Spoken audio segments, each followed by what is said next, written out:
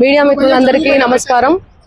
ఏదైతే micro finance పేరిట ఈ సుబ్బు అనే అడ్వకేట్ ఎవరైతే ఉన్నారో ఆయన నా మీద చేస్తున్నటువంటి ఆరోపణలు ఏవైతే ఉన్నాయో అవన్నీ ఫేక్ అలిగేషన్స్. నిజంగా నేను ఇందులో ఇన్వాల్వ్ అయి ఉంటే గిన నేను ఎక్కడికైనా రావడానికి సిద్ధం. నేను ఎక్కడ ఏ పోలీస్ గడపలైనా ఏమంటారు కోర్టు గడపైనా తొక్కడానికి సిద్ధం. నేను ఇందులో నన్ను ఇన్వాల్వ్ అయినావు అని చెప్పి తేలిస్తే నేను ఏమన్నా చేయడానికి సిద్ధం. ఇన్వాల్వ్ కాలేదని తేలిస్తే మీరేం చేస్తారు? మీడియా మిత్రులు అందరూ కూడా, నేను మీడియా ఫ్యామిలీ నుంచి వచ్చాను, మీరందరూ ఏం చేస్తారు? నాకు మాట ఇవ్వాలి. ఆయన ఇవన్నీ తప్పుడు ఎలిగేషన్స్ వేస్తున్నాడు. ఒక బంజారా గిరిజన ఆడబిడ్డ మీద కష్టపడి 14 ఏళ్ల నుంచి ఒక్కొక్క మెట్టు ఎదిగి పోయినటువంటి ఆడబిడ్డ మీద ఆయన ఈ ఫేమస్ కోసం కేవలం బిగ్ బాస్ కి వెళ్ళాలి, శ్రీముఖి అంటే క్రష్, ఫేమ్ అవ్వాలి. ఆయన ఒక భరతనాట్యం డాన్సర్. సో ఆ డాన్స్ అవన్నీ నేర్చుకొని ఉన్నాడు కాబట్టి ఆయనకి సినిమా పిచ్చి ఎక్కువ, సినిమాల మీద మక్కువ ఎక్కువ. దానివల్ల నా పేరు వాడుకొని ఆయన ఫేమ్ అవ్వాలని చెప్పి ప్రతి ఒక్క మీడియా గడప తొక్కి ప్రతి ఒక్కరికి అడిగి ఇంటర్వ్యూ తీసుకోండి అని చెప్పి లేనిపోని అలిగేషన్స్ అన్ని కూడా నా మీద వేస్తున్నాడు. నిజంగా ఆ బాధితుల్ని చూస్తుంటే నాకే చాలా చాలా బాధ అనిపిస్తుంది. నాకేం సంబంధం ఉంది? ఈ చేతి నిండా పనులే ప్రజల ఆశీర్వాదాలతో, మీ అందరి ఆశీర్వాదాలతో ఈ రోజు మీడియా లేకపోతే నేను లేను. ఇండిపెండెంట్ గా ఎదిగిన దాన్ని, నేను మీ చేతులల్లో ఎదిగిన దాన్ని, మీ చేతులలో పెరిగిన దాన్ని నేను ఎందుకు చేస్తాను? నేను అక్కడి నుంచే కదా వచ్చాను. ఎక్కడి నుంచి అయితే వచ్చాను వాళ్ళ పొట్ట నేను కొడతానా? నిజంగా నేను బాధితుల తరపున గట్టిగా నిలబడుతున్నాను. ఎవరైతే నా పేరు యూజ్ చేసి చీట్ చేసి ఎవరైతే వాళ్ళ దగ్గర నుంచి డబ్బులు తీసుకున్నారో వాళ్ళని కంపల్సరీ కఠినంగా శిక్షించాలని నేను పోలీస్ శాఖను కానీ కోరుతున్నాను. సో మిగతా వివరాలన్నీ కూడా మా లాయర్ గారు మాట్లాడతారు.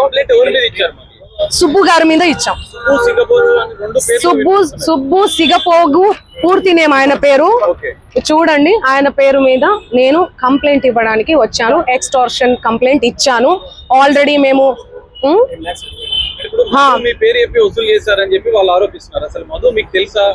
నా మీద ఎవరెవరో ఆరోపిస్తారండి. ఎవరెవరో వస్తారు, ఫోటోలు దిగుతారు. మీరు దిగరా? ఇంతకు ముందే దిగిర్రు. మీరు దిగరా? ఎవరి సెలబ్రిటీ స్టేటస్ లో ఉన్నాను. నేను సెలబ్రిటీగా ఏ రోజు ఫీల్ అవ్వలేదండి.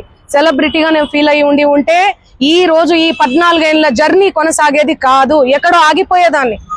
ఎప్పుడైనా కూడా నేను ఎవరి ఇంట్లో పడితే వాళ్ళ ఇంట్లో పోయి అన్నం తినేస్తా. సొంత చెల్లెలాగా, సొంత అన్నలాగా, అన్న చెల్లి తప్ప, అన్న తమ్ముడు తప్ప వేరే సంబోధన కూడా ఉండదు నా నోట్లకెళ్ళి. సో ఎందుకు ఇంతలా బదనాం చేస్తున్నారో నాకు అసలు ఏం అర్థం కావట్లేదు. ఎంతో మంది నాతో ఫోటోలు దిగుతుంటారు, ఎంతో మంది ఇంటికి పోయి ఫోన్ చేస్తుంటాను. అదే చెప్తున్నా, ఫేక్ ఎలిగేషన్స్ అని చెప్తున్నా నేను. అందుకే కేసు పెట్టాం మేము. ఎలా ఇస్తా? ఆయన రివర్స్ అంటున్నాడు. ఆయనే డబ్బులు ఇస్తే నేను నీ పేరు దేను ఇండ్లకెళ్ళి నన్ను డిమాండ్ చేశాడు. మీరు ఇండ్ల పేరు ఉండకూడదు మీది అంటే మీరు పైసలు ఇవ్వాలి నాకు. ఆయన పైసలు ఇవ్వాలనే కదా ఇదంతా చేస్తున్నాడు. మీకు అర్థం కావట్లేదా? అందుకే మేము డిఫమేషన్ కేసు పెట్టినాం. ఎందుకు సంబంధిస్తారండి? ఎవరెవరో వస్తారు, ఆమె మాకు తెలుసు, ఇదిగో నేను ఫోన్ చేస్తాను, ఇదిగో మాట్లాడు, ఇదిగో నా కోసం పాట పాడింది, నా కోసం ఇదిగో ఇంటికి వచ్చింది, అన్నం తిన్నది. అభిమానులు ఎంతో మంది ప్రోగ్రామ్కి వెళ్తున్న క్రమంలో ప్రోగ్రామ్ చేసుకున్న తర్వాత మేము అన్నం తినండి, మా ఇంటికి రండి, మా ఊరికి రండి మేడం, మీ కాలు మోపండి మేడం, మీరు లక్ష్మి లాగా ఇట్లా మాట్లాడుతుంటారు ఎమోషనల్ గా. నేను ఎంతో మంది ఇళ్లలో, నేను కర్ణాటకకు పోయినా ఎక్కడ పోయినా కూడా ఎంతో మంది ఇళ్లలో పోయి అన్నం తినేసి వస్తాను నేను. ఎందుకంటే అభిమానం. నేను చాలా చాలా ఎక్కడి నుంచి అయితే వచ్చానో నా మూలాలు నేను మర్చిపోలేదు. ఓకే, సో ఇవన్నీ కూడా ఫేక్ ఎలిగేషన్స్. నేను మళ్ళీ అవును, మా లాయర్ గారు మాట్లాడతారు. నేను ఇన్ని రోజులు మీడియా ముందు నేను మీడియా 100-200 కోట్ల రూపాయలు అంటున్నారు. మీ పేరు చెప్పి వేరే వాళ్ళు ఎవరైనా వసూలు చేశారనుకుంటున్నారా? ఇప్పుడు నా పేరు చెప్పి ఎవరో వసూలు చేశారు, నాకేం తెలుస్తుందండి? ఆ కేసు వచ్చాను. ఆయన ఏమంటున్నాడు? ఎలా రెస్పాండ్ అవుతానండి నేను? ఇప్పుడు నా ప్రోగ్రామ్స్ అన్ని వదిలిపెట్టేసుకొని నేను రెస్పాండ్ అవ్వాలా? నిన్న కూడా కేసు పెట్టారు. నిన్న నేను ఇబ్రహీంపట్నంలో శ్రీదత్త కాలేజ్ లో నేను ప్రోగ్రామ్ చేయడం జరిగింది. అది వదిలేసుకొని నేను వచ్చి నేను సంజాయిసి ఇచ్చుకుంటా కూర్చోమంటారా నన్ను? చెప్పండి. క్లోజ్ ఫ్రెండ్ మధు అంటున్నారు. ఎందుకుంటారండి క్లోజ్ ఫ్రెండ్స్? మా బంజారా కమ్యూనిటీ వాళ్ళందరూ కూడా సన్నిహితంగా ఉండే వ్యక్తి మధు అంటున్నారు. ఎందుకుంటే చాలా మంది ఉంటారండి. ఉస్మానియా యూనివర్సిటీ ఉన్నారు, కర్ణాటక యూనివర్సిటీ నుంచి ఉన్నారు. నా ఓన్ చేసుకుంటారు, మా అక్క అని చెప్పి. మా కమ్యూనిటీ వాళ్ళు, మేము కూడా మా కమ్యూనిటీ అని చెప్పి నేను కూడా మాట్లాడతాను ఓన్ చేసుకొని. అరే తమ్మి అనుకొని అది ఇది అనుకుంటే మా భాషలో మాట్లాడతాను నేను. కంప్లైంట్ ఇచ్చిన సుబ్బారావు మీద ఇప్పుడు పంజాబ్ కేసులో కంప్లైంట్ చేస్తారు, మీ మీద ఆరోపణలు చేస్తున్నారు. ఇప్పుడు నేను ఒకటే మాట, మధు మీద ఎందుకు కంప్లైంట్ చేస్తలేరు మీరు? నాకు డబ్బులు వసూలు చేశాడని నాకు తెలియదు కదండి. ఈయన చెప్తున్నాడు కదా. అవును, చేసి పెడతాము, అందరి మీద పెడతాము. ఒకరు సిఐడి కేసు ఉంది వాళ్ళ మీద, సిఐడిలో ఉంది ఆ కేసు. 1 year అవుతుందండి. చూపి అన్న, చూపి. 2025. మీరు అవన్నీ తెలుసుకోరా? నాకు అర్థం కాదు. టకాటక్కని పెట్టేస్తే నా ఫ్యామిలీ ఏమైపోవాలి, మా నాన్న ఏమైపోవాలి, మా అమ్మ ఏమైపోవాలి? కొంచెమన్నా మీరు ఆలోచించాలి కదా ముందు వెనక. నేను అలా చేస్తానా? నేను ఎన్ని పాటలు చేస్తున్నా, ఎవ్రీ ఇయర్ పాటలు. కట్టలు లెక్క పెడుతున్నా. మీ తమ్ముడు వీడియో కూడా వైరల్ అయ్యింది. అది మా తమ్ముడు కాదు, అదే చెప్తున్నా నేను. మా తమ్ముడు కాదు. ఎవరు ఆయన? మా తమ్ముడు ఫోటో చూపియాలనా నేను? మా తమ్ముడిని చూపియాలనా? ఫోటో చూడండి, నా ఇన్స్టాలో ఉంటది, అన్ని దగ్గర ఉన్నాయి. తమ్ముడికి మధు కూడా ఎలాంటి సంబంధం లేదండి. సంబంధం అంటే ఫ్రెండ్షిప్ ఉంటదండి. హాయ్ అంటే హాయ్, బాయ్ అంటే బాయ్. వాళ్ళు ప్రోగ్రామ్ కని వచ్చిర్రు, తీజ్ ప్రోగ్రామ్ జరుగుతుంది, సేవాలాల్ ప్రోగ్రామ్ ఉంటది, ప్రోగ్రామ్ కని వచ్చిర్రు. ఆ బంజారా కమ్యూనిటీకి సంబంధించినటువంటి వ్యవహారాలు, ప్రోగ్రామ్స్ ఏవైతే ఉంటాయో అవన్నీ మా తమ్ముడు చూసుకుంటాడు. మిగతా తెలుగు ప్రోగ్రామ్స్, కర్ణాటక కన్నడ ప్రోగ్రామ్స్ ఏమైతే ఉన్నాయో అవన్నీ నా మేనేజర్ చూసుకుంటాడు. సో అది నా ఎంతో మంది వస్తుంటారు. ఇప్పుడు నా పేరు చెప్పి వాళ్ళు వసూలు చేసుకునే నాకేం తెలుసు? నేనేమన్నా రోబోనా, లేకపోతే దేవుణ్ణా, దేవతనా? లేకపోతే నేను చూసుకుంటూ కూర్చోనికి ఎవరెవరు నా పేరు మీద ఏం చేస్తున్నారని చెప్పనీకి? అండి మీరు కావాలంటే అందరు రండి, మీడియా వాళ్ళందరూ రండి, మా ఇంటికి రండి. మీరు గతంలో క్లారిటీ ఇచ్చారు, కోకాపేటలో స్కూలు, హాస్పిటల్, పబ్బు కోసం పెట్టుబడి. ఆ కోకాపేటలో స్కూలు, పబ్బు అవన్నీ యాడున్నాయో తెలీదు. ఆ బిజినెస్ మైండే ఉంటే ఎప్పుడో పెట్టేసుకునేదాన్ని. నీ పాటల ప్రపంచంలోనే ఎందుకు బతికేదాన్ని? నాకు పాటలు పాడడం, పాటల ప్రపంచం తప్ప ఏమీ తెలియదండి. నాకు నిజంగా డబ్బు ఆశ ఉంటే లాస్ట్ ఇయర్ ఎన్నికలు 2023 ఇక్కడ, 2023 ఇక్కడ, 2024 అక్కడ జరిగింది. నేను ఏ ఏపీలో గానీ, ఏ తెలంగాణలో గానీ ఎక్కడన్నా కనిపించినా ఎన్నో మనీ ఆఫర్ చేసిర్రు, నాకు కోట్లు ఇస్తామని చెప్పి. అయినా కూడా నేను కనిపించలేదు. ఎందుకంటే నాకు డబ్బు ముఖ్యం కాదండి, వ్యక్తిత్వం చాలా ఇంపార్టెంట్. చాలా నియత్గా, చాలా ఎథిక్స్ తో బతుకుతూ వస్తున్నానండి నేను. నాకేం అవసరం ఉంది చెప్పండి? చేతి నిండా పళ్ళు. మీరు చూడట్లే, నా ఇన్స్టా చూడట్లే, సోషల్ మీడియాలో చూడట్లే. ఒక్క పాట చేస్తే ఎందుకండి ప్రజలు ఇంతగానం ఆశీర్వదిస్తున్నారు? ఎందుకు 100 millions పోతున్నాయి? ఎందుకు మీ అందరు కూడా లైక్ చేస్తున్నారు? చెప్పండి. నాకేం అవసరం ఉందండి? వీడియో ఉంది, నా వీడియో ఏడుంది? ఇదిగో మా తమ్ముడు ఈయన. ఆ ఫోటోలో, ఆ కట్టల ఎంచే ఫోటోలో ఎవరున్నారండి? వీడియోలో కట్టలు పైసలు ఎంచే వీడియోలో ఎవరున్నారు? ఈ ముఖం ఉందా? సంబంధం లేని విషయం, మాకు సంబంధం లేని విషయం తెచ్చి మా మీద ఎందుకు రుద్దుతున్నారు అనేది నాకు అర్థం కావట్లేదు. సెన్సిటివ్ మ్యాటర్ అండి ఇది. కొంచెం ఆచి తూచి వెరిఫికేషన్ చేసుకొని మీరు వేయాలి మీడియాలో, సోషల్ మీడియాలో కానీ, మీడియాలో కానీ. దయచేసి చెప్తున్నా, నేను మళ్ళీ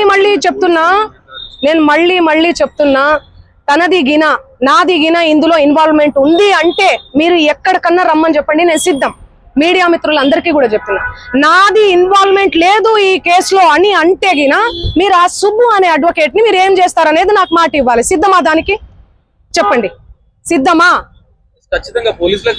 చెప్పండి. మీరు ఇంతగనం నన్ను క్షోభ పెట్టాడు కదా, ఇంతగనం నన్ను హరాస్ చేస్తున్నారు కదా, ఎక్కడ చూడు మంగ్లీ.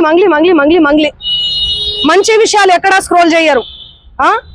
ఈ విషయాలు, ఈ నెగటివిటీని ఎందుకు ఇంత సెన్సేషనల్? మీరు మీడియాను అస్సలు తప్పు పట్టలే నేను. మీడియా అదే చెప్తున్నా. నేను ఏమని చెప్పా? మీడియా ఫ్యామిలీ నుంచి వచ్చా అని చెప్పానా? అదే చెప్తున్నా నేను. మీ పేరేం పేరు? సాగర్ గారు. నేను అదే చెప్తున్నా, మీడియా ఫ్యామిలీ నుంచి వచ్చాను సాగర్ గారు. ఇన్స్టాగ్రామ్ లో ఆ రీల్స్ అవన్నీ మీ చెల్లి మీదనో, మీ అక్క మీదనో వస్తే మీరు ఎంత బాధపడతారు? నేను అదే చెప్తున్నా. మీడియా నుంచి ఒక్కొక్క మెట్టుకి ఎందుకు టార్గెట్ చేస్తున్నారు? అది మీరు చెప్పాలి. మీరు ఏమనుకుంటున్నారు దానికి సంబంధం? నాకు తెలియదు అది. ఎందుకంటే నేను మీడియాలో వచ్చి ఇంటర్వ్యూలు ఇస్తలేనను, మరి ఏమో నాకే తెలియదు. ఎందుకంటే నా పని చెప్తుంది, నేను పని చేసుకుంటూ వెళ్తున్నా, నేను పాటలు చేసుకుంటా. ఆయన అదే చెప్తున్నాను కదండి, బిగ్ బాస్ కోసం, ఫేమస్ కోసం అని చెప్తున్నాం కదా. ఆయన కేవలం ఫేమస్ అవ్వాలి, ఫేమస్ అయ్యే దానికోసమే ఇదంతా చేస్తున్నాడు. ఆయన మాటలు మీరు చూడండి. నెక్స్ట్ ఇయర్ బిగ్ బాస్ వస్తే నేను వెళ్తాను. శ్రీముఖి అంటే నాకు క్రష్. నాతో మాట్లాడేటప్పుడు కూడా మీతో ఫ్రెండ్షిప్ చేసుకుందామంటే మీరేంది ఆరగంటగా మాట్లాడుతున్నారంటే, అవును కేసు పెడతాము అంటే ఆరగంటగా మాట్లాడకుండా ఎందుకు మాట్లాడతారండి? నేను తప్పు చేయందని. తప్పు చేయని వాళ్ళు ఎవరన్నా మాట్లాడతారు. నేను మీకు వీడియో చూపిస్తాను, ఆగండి, చూడండి ఎలా మాట్లాడుతున్నాడు, ఎట్లా డిమాండ్ చేస్తున్నాడు చూడండి. ఇంతే సౌండ్ అండి ఇది. యా చూడండి, నువ్వేమన్నా ఆకాశం నుంచి ఊడిపడ్డావా? నడుమంత్రపు సిరియా ఇదంతా ఇంత వల్గర్ లాంగ్వేజా? ఇంత సోకులు ఎందుకు పడతారు మీరు? ఎలా వస్తానండి? నేను అదే చెప్తున్నా. పనులు ఉన్నాయండి, నాకు ప్రోగ్రామ్స్ ఉన్నాయి. కర్ణాటకకు పోయినాను. నిన్ననే నేను శ్రీదత్త యూనివర్సిటీలో కాలేజ్ లో ప్రోగ్రామ్ కూడా చేశాను. మీరు చూడండి నా అప్డేట్స్ దయచేసి చూడండి. ఇన్స్టాలో నేను పోస్ట్ కూడా పెట్టడం జరిగింది. దీనికి నాకు ఏ సంబంధం లేదు. బాధితులకు దయచేసి పోలీస్ శాఖ వారు న్యాయం చేయండి. నేను బాధితుల డెఫినెట్లీ ఖచ్చితంగా ఉంటా నేను బాధితులకు. ఎట్లా ఫైట్ చేయబోతున్నాము? లీగల్ గా వెళ్తున్నామండి మేమంతా. మా లాయర్ గారు మాట్లాడతారు. నేను ఇప్పటి వరకు మాట్లాడాను కదా, మాట్లాడండి లాయర్ గారు. కూడా అనుకోలేదు. నేను ఒక ఆడపిల్లని, దయచేసి చెప్తున్నా, ఇందులో నా ఇన్వాల్వ్మెంట్ ఉంటే మళ్ళీ చెప్తున్నా, మీరు ఏం చేసినా నేను పడ్డానికి సిద్ధం. నేను ఎక్కడికైనా వస్తాను. కానీ అనవసరంగా నన్ను దయచేసి బ్లేమ్ చేయకండి. ముందు వెనక తెలుసుకోకుండా ఇందులో నా ఇన్వాల్వ్మెంట్ 1% కాదు కదా, 0% కూడా లేదు. ఆయన జస్ట్ ఫేమస్ అవ్వడం కోసమే నాతో మాట్లాడాడు కూడా. నువ్వు వస్తేనే నేను మాట్లాడతాను అని చెప్పి ప్రతి ఒక్కరిని కూడా ఆయన అట్లనే అప్రోచ్ అవుతున్నారు. సెలబ్రిటీస్ ని నేను కనుక్కున్నాను కూడా, ప్రతి ఒక్క సెలబ్రిటీ ఇదే చెప్తున్నారు. రిటర్న్ డబ్బులు ఇచ్చి మరీ ఇంటర్వ్యూ తెప్పించుకుంటాడట ఆయన. అంత పిచ్చి ఉంది ఆయనకి. ఆయన ముందు వీడియోలు వినండి. అండ్ ఈ కేసు సిఐడిలో ఆల్రెడీ నడుస్తుంది. 1 year నుంచి నడుస్తుంది.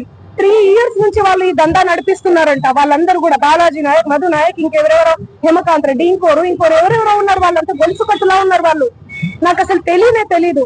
అన్యం పుణ్యం ఎరగని మమ్మల్ని, నన్ను, నా ఫ్యామిలీని దయచేసి రోడ్డుకి మీడియా మిత్రులారా నేను మళ్ళీ చెప్తున్నాను. న్యాయం ఎవరి వైపు ఉంటే వాళ్ళ వైపు ఉండండి దయచేసి. మీడియా అంటేనే నాకు చాలా గౌరవం. నిఖార్సైన మీడియా. దయచేసి చెప్తున్నా, మళ్ళీ చెప్తున్నా, వాస్తవాలు చెప్పండి. అవాస్తవాలు వద్దు.